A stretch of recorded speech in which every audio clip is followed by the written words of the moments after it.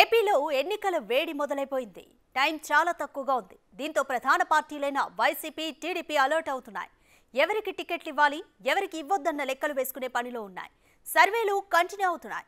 Ticket ఆశావహుల్లో tension కనిపిస్తోంది. ముఖ్యంగా ఏపీలో అధికార వైసీపీ ఈ విషయంలో మరింత జాగ్రత్త పడుతోంది. ఓవైపు టీడీపీ, జనసేన, బీజేపీలపై విరుచుకుపడుతూనే 175 సీట్లకు అభ్యర్థుల్ని జాగ్రత్తగా ఖరారు చేసే పనిలో ఉంది.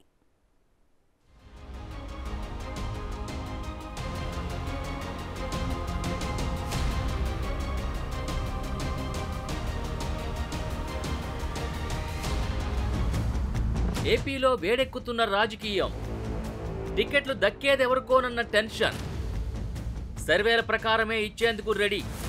కొత్త ఫార్ములా నమ్ముకున్న సీఎం జగన్.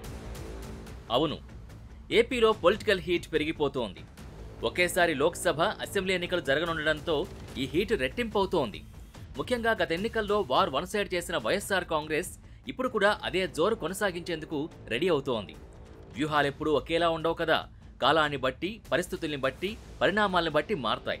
అదే ఫార్ములాని ఏపీ సీఎం జగన్ అప్లై చేస్తున్నారు.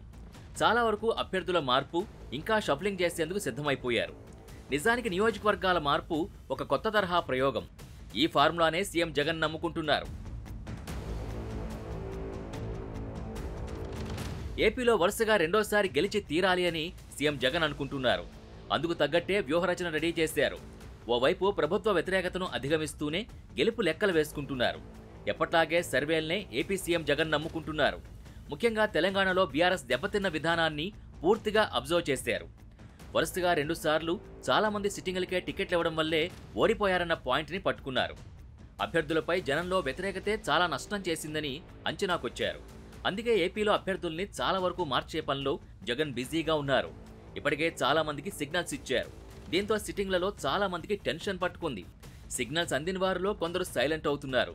తమ దారి తాము చూసుకునే పనిలో ఉన్నారు. ఇందుకు ఉదాహరణ మంగళగిరి ఎమ్మెల్యే ఆళ్ల రామకృష్ణారెడ్డి. నియోజకవర్గ ఇన్ఛార్జిని మారుస్తారని సిగ్నల్ అందగానే పార్టీకి రిజైన్ చేసేశారు. నిజానికి సీఎం జగన్మోహన్ రెడ్డికి ఆర్కే చాలా సన్నిహితమైన వ్యక్తి. సర్వేల్లో ఏమొచ్చిందో తెలియదు కానీ ఆయన్ను పక్కన పెట్టేందుకు సిద్ధమయ్యారు. గత ఎన్నికల్లో మంత్రిగా ఉన్న లోకేష్ని ఓడించారు. కానీ 5 ఏళ్ల టైంలో సీన్ మొత్తం మారిపోయిందని, సర్వేలు అనుకూలంగా లేవా అన్న చర్చ జరిగింది. దీంతో ఆళ్ల చివరికి పార్టీ మారేదాకా పరిస్థితి వెళ్ళింది. ఇలాంటి లిస్టులో మరింతమంది ఉన్నారు. ఎన్నికల్లో గెలుపు కోసం AP CM Jaganmohan Reddy action plan ఎలా ఉందో ఇప్పుడు చూద్దాం. ప్రస్తుతం సొంత సర్వేలు చేయిస్తున్నారు జగన్. అలాగే ఎన్నికల వ్యూహకర్త ప్రశాంత్ కిషోర్ సంస్థ ఐపాక్తోనూ చాలా కాలం నుంచే సర్వేలు జరిపిస్తున్నారు. దీంతో ఇప్పటికే సీఎం జగన్కి ఓ క్లారిటీ వచ్చిందంటున్నారు. అందుకే మార్పులు, చేర్పులు, నియోజకవర్గాల్ని మార్చేందుకు రంగం సిద్ధం చేస్తున్నారు. నిజానికి ఏపీలో అసెంబ్లీ, లోక్సభ ఎన్నికలకు మరెంతో దూరం లేదు. వచ్చే ఏడాది ఫిబ్రవరి లేదంటే మార్చిలో ఎలక్షన్ షెడ్యూల్ రిలీజ్ అయ్యే అవకాశాలున్నాయి. అంటే 3-4 నెలలే టైం ఉంది. అంటే 100-120 రోజులు అంతే. గెలిపే లక్ష్యం. ఇక్కడ తనాపరా భేదం లేదు. మరోసారి సీఎం కావాలి. ఇదే జగన్మోహన్ రెడ్డి లక్ష్యం. సర్వేల్లో తన పట్ల జనానికి సానుకూల వైఖరున్న కొందరు సిట్టింగులపై ప్రజా వ్యతిరేకత ఉందన్న అభిప్రాయానికి వచ్చారు.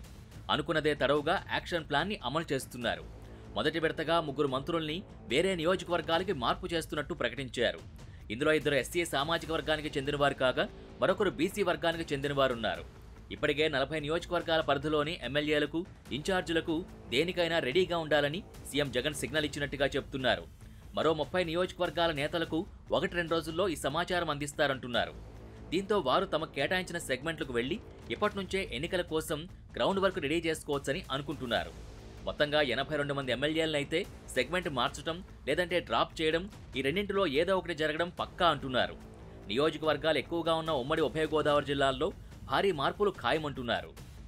మొత్తం 15 మంది మంత్రులకు బదిలీలు తప్పవంటున్నారు. మరో 5-6 మంత్రులకు ఈసారి టికెట్ ఇచ్చే అవకాశాలు లేవంటున్నారు. దీంతో వారికి ఎంపీ టికెట్లు ఇస్తారా లేదంటే పూర్తిగా సైడ్ చేస్తారా అన్నది త్వరలోనే క్లారిటీ రానుంది. 18 మంది మంత్రులపై వ్యతిరేకత ఉన్నట్టుగా సర్వేల్లో తేలిందన్న ప్రచారం జరుగుతోంది. జగన్ ప్రభుత్వం ఏర్పడ్డాక తొలి కేబినెట్లో పనిచేసిన వారిలోనే ఎక్కువ మందికి గుడ్ బై చెబుతారా అన్న చర్చ జరుగుతోంది. నిజానికి సిట్టింగ్ ఎమ్మెల్యేల నియోజకవర్గాల్ని మార్చడం ఒక రాజకీయ ప్రయోగమే. ఇది ఎంతవరకు బెనిఫిట్ అవుతుందన్నది చూడాలి.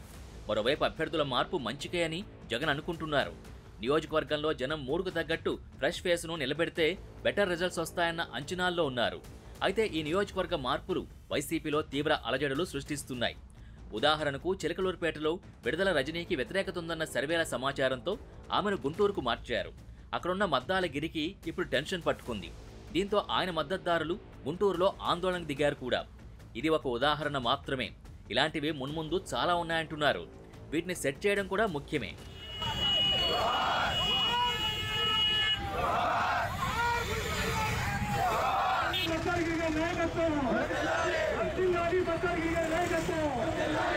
ఓవైపు సొంత పార్టీలో లెక్కలు సెట్ చేస్తూనే ఇంకోవైపు ప్రతిపక్షాలపై విరుచుకుపడుతున్నారు జగన్.